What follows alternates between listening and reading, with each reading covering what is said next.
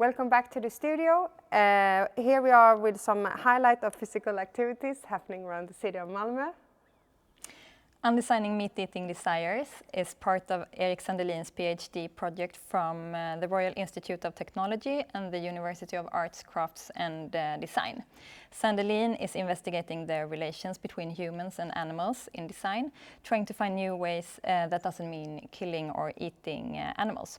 Sign up for a one-to-one hypnosis session if you are interested in being guided towards a less harmful eating habit.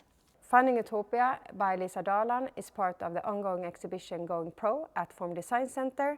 There she showcased her carpets for a more circular cycle by 3 woven layers that allows the carpet to be separated or recycled as a whole.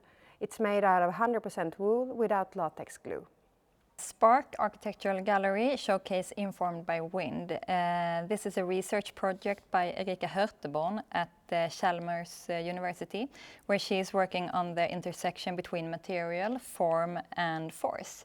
The project is an overlap between the fields of textile and architecture, sparked with the natural forces of wind.